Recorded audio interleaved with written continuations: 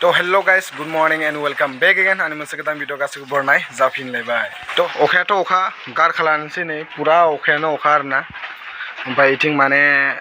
बन दोनग्रा माबा माबिनि थाखाय न'खौ दाख्लै आङो आलासि थांदोंमोन ना बिश्वनाथ सारिआलियाव इ समाव बनायनानै दोनबाय आरोना फादारा न'खौ लोगोफोर आं दिनै बेखौ ब्लग भिडिअ बानाया आरोना मोनसे इम्पर्टेन्ट टपिकनि सोमोन्दै आं रायज्लायनो नागिरदों गोबां दा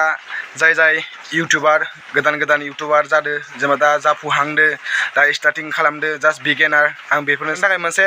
माने कन्टेन्ट लाबोदो आरोना बे कन्टेन्टखौ नायना लाबानो जाबाय नोंथांमोन बे मोनसे बिराद इम्पर्टेन्ट टपिक आरोना नोंथांमोना जाहाथे बेफोरबायदि भुलखौ दा खालाम मानो होनबाथाय बेफोरबायदि भुलखौ खालामबाथाय गोदोर चेनेलानो जा फिसा चेनेलानो जा नोंथांमोननि चेनेलाव प्रब्लेमा फैगोन आरोना बेनिखायनो बे भिडिअखौ मोजाङै नायना लाबानो जाबाय टेकनि सोमोन्दै जागोन आरोना जेनेबा मानो थाखाय चेनेला डिलिट जालाङो आरो मा भिडिअ होबाथाय चेनेला डिलिट जालांनो थाखाय चान्स थायो नोंथांमोना नायना लाबानो जाबाय आङो सिगाङावनो खोन्थाना होनोसै आरोना जानला मानला भिडिअआ इउटुबाव आपल'ड होजाया मानो होनबा इउटुबाव मोननैसो कमिउनिटि गाइडलाइन थायो जुदि बे कमिउनिटि गाइडलाइनखौ जुदि रुल्सखौ फल' खालामा नोंथांमोननि चेनेला डिलिट जालांगोन आरोना बेनिखायनो नोंथांमोनाबो बे कमिउनिटि गाइडलाइन्सखौ रुल्सखौ मानिना सोलिबानो जाबाय आरोना मानो होनबा बे कमिउनिटि गाइडलाइनखौ नोंथांमोना जुदि मानिनानै सोलिया अब्ला नोंनि चेनेलावबो प्रब्लेम फैगोन मानो होनबा इउटुबाव मोनसे पलिसि थायो आरोना बे पलिसिखौ जुदि नोंथांमोना मानियालासिनो इउटुबाव भिडिअ हेगारो अब्ला नोंथांमोननि चेनेला टार्मिनेट जागोन बा इउटुबनिफ्राय डिलिट जालांगोन बा स्ट्राइक फैगोन बेनो आरोना मेन खोथाया जेखि दा प्रमोशन भिडिअ जेनेबा स्पन्सारशिप भिडिअ थार्ड पार्टि एप थायो बेफोरबायदि थार्ड पार्टि एपखौ जुदि प्रमोशन खालामो अब्ला नोंथांनि चेनेलावबो स्ट्राइक फैनो थाखाय चान्स दङ मेनलि बुंनो गोनांबाथाय मैया आरोना मोनसे दिपाली अफिसियेल आरोना दिपाली अफिसियेल बयबोथ' मिथिखायो दाख्लै साननैसो जाना थांनाय आरो भाइरेल खोथा आरोना जेनेबा दा दिपालीनि चेनेलखौ दिपालीया सालायला बेनि हासबेन्डआ सालायो आरोना ओमफ्राय दा इयो भिडिअ हेगारो आं माने बेखौ सिगां बुंखादोंमोन जानि न'आव फैदोंमोन दाख्लै आदा नोङो बेफोरबायदि भिडिअ हेगारनाङा जि जाना थांबाय नोंसोर सानैनि गेजेराव थांबाय दा नोङो दिपालीनि सोमोन्दै भिडिअ बानायनांला नों दा गावनि भिडिअ बानाय जुदि नोंनि कन्टेन्टआ मोजां जायोना दिपालीनि भिडिअ हेगारलायाबाबो नोंनि कन्टेन्टआ जुदि मोजां जायोबा पाब्लिकआ नोंनि भिडिअखौ ओरैनो रेसपन्स होखागोन नोंनि भिडिअखौ ओरैनो नायखागोन पाब्लिकआ आं बे बाथ्राखौ बुंदोंमोन आरोना नाथाय बे खोथाखौ आदाया मानिदियामोन ना ओंखायनो आं एसे दुखु मोनदों आरो ओमफ्राय बेयो आंनाव मैया दिपालीनि हासबेन्डआ कल हरदों आरोना आंनि चेनेला माबा जाबायलै होननानै मैया भिडिअ आपल'ड होदोंमोन नैयो आं नायस्लाबनो मोनदिया भिडिअखौ आं एसे बिजिमोन नालाय ओमफ्राय मा भिडिअ होदोंमोन होननानै आङो सोंबाय आरो नायनाव ओमफ्राय होनदोंमोन এই भिडिअखौ होदों होननानै जेनेबा बिदिनो मोनसे सेक्सुवेल आरोना सेक्सुवेल भिडिअ मोनसे होदोंमोन बेयो नाथाय बेफोरबायदिखौथ' इउटुबा भिडिअ आपल'ड होनो हायाना आं सिगाङाव बुंखादोंमोन बेखौ आदा बेफोरबायदि भिडिअ होबाथाय नोंनि चेनेलाव उनाव एसे प्रब्लेम जागोन बेनिखायनो नों बेफोरबायदि भिडिअखौ आपल'ड दा हो ओमफ्राय आरो थाम्बनेलखौ हरदो आंनो थाम्बनेलखौथ' नायथाव जाखायानो माने थाम्बनेलखौ नायथाव जाखायानो माने बेफोरबायदि थाम्बनेल बानायनानै भिडिअ आपल'ड होदोंमोन इयो ओमफ्राय चेनेलखौ उरायलांबाय मानो होनबाथाय आं दिपालीनि हौवाखौ जेनेबा हासबेन्ड आदाखौ आरोना आं सिगाङाव बुंखादोंमोन आदा जानला मानला नोङो भिडिअ होनाङा आं नोंखौ मोजाङै बुजायखादों आरो बेफोरबायदि भिडिअ होबाथाय नोंनि चेनेला डिलिट जालांगोन बा टार्मिनेट जालांगोन होनना बुंदोंमोन आरोना जेबो जाया होनना बुंबाय थायो माने एथ' मैया दाख्लैसो इउटुब सालायदों नालाय इउटुबनि सोमोन्दै जेबो मिथिया माबा मोनसे जायोबा आंनावसो फैयो ओमफ्राय दा आं बेखौ माबोरै रिकभार खालामनो हानो इउटुबानो बेखौ टार्मिनेट खालामखाबाय माबा मोनसे जाबाथाय आं बेखौ रिकभार खालामनो हायोमोन नाथाय दा बेखौ आं रिकभार खालामनो हाया मानो होनबा इउटुबा टार्मिनेट खालामखाबाय आं नायगोन बारुना ट्राइ खालामना नायगोन आङो मेल हरना नायगोन इउटुबनो जायोना जाया आरो बेनि चेनेलाथ' दा एसे एनै फिसाबो नंलाना चेनेला गोदोरबो जाबाय एसे सानै हयै भिडिअ हेगारनाया मोजांमोन आरोना जि जाना थांबाय गावसोर सानैनि गेजेराव जाना थांबाय जेनेबा बाजिदोथ' अलरेडि बस्था जाखाबाय फार्टिलाइ बिसिनायानो जाबाय दा गावनि लाइफखौ आदाया गाव नायनांगौ ओमफ्राय बाजिनि लाइफखौ दा बाजिनो जेरै दोङो दा बिदिनो थानो होनांगौ आरोना खिन्थु माने कन्ट्रभार्सि क्रिएट खालामनो नागिरबाय थायो आदाखौ बेखौ एसे मिनिनो ओंखारो आरोना जि जाना थांबाय बेखौ सानबाय थानांला आरो आं बेखौ सानो आरोना खिन्थु माने कन्ट्रभार्सि क्रिएट खालामनो नागिरबाय थायो आरोना आं आदाखौ गाज्रि होननानै बुङाखै आरोना मानो होनबाथाय आदाना दा इउटुबनि सोमोन्दै जेबो दा नलेज गैया माने दै माबोरै भिडिअ आपल'ड होनांगौ माबोरै थाम्बनेल होनांगौ माबोरै टाइटेल होनांगौ माबोरै टेग होनांगौ माबोरै डिसक्रिपसन होनांगौ बेनि सोमोन्दै नलेज गैया आरोना माने सानदों आरोना फेसबुक बायदि वाट्सएपफोर बायदि जेरै स्टेटास दोनो जेरै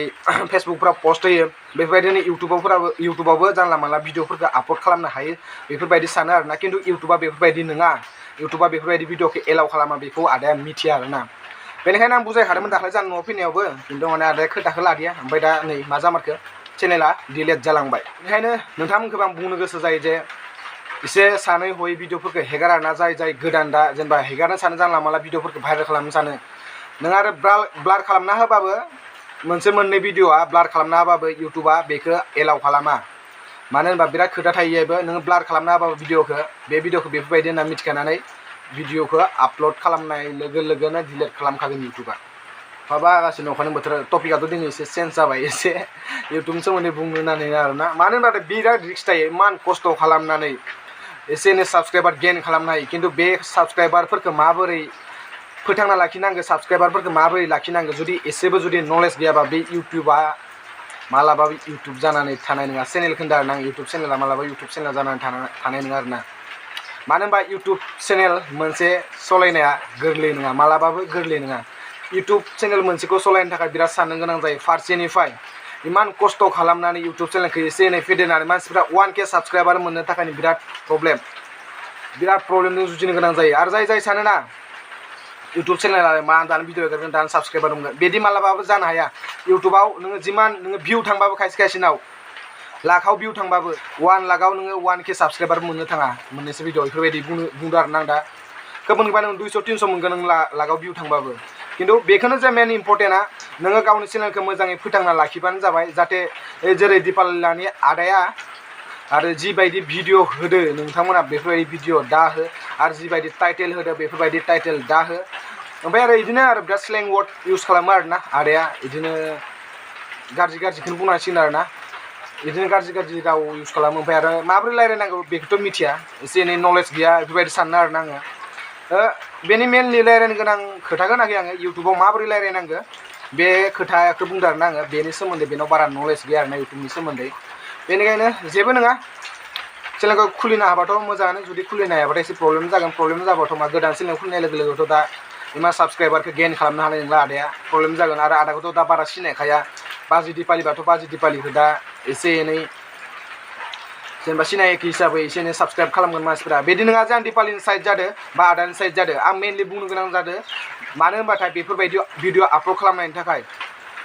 मेनलि दा बुंनो गोनांबाथाय दा फिसा फिनला इउटुबारफोरा जागोन इखौ सिनाय जिबायदिबा भिडिअ होबाथाय भिउ थांसोयो जों बैफोरबायदि भिडिअ होनानै भिउ लानि होननानै नोंसोरबो गाज्रि भिडिअ दा होथों बेखौसो बुंदों आं बुङाखै नोङो आं दिपालिनि साइड जादों बा आङो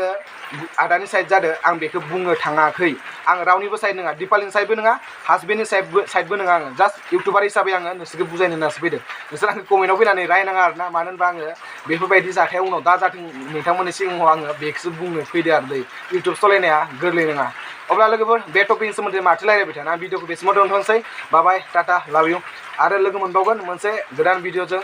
ब्लग भिडिअजों आरोना दाथ' अखा हागासिनो बेनिखायनो ब्लग भिडिअ बानायनो मोनाखै थाबैनो फैगोन गोसो गोरबोनिफ्राय गासैखौबो लाभ इउ एन्ड थेंक इउ स' माच भिडिअ नायनायनि थाखाय बाय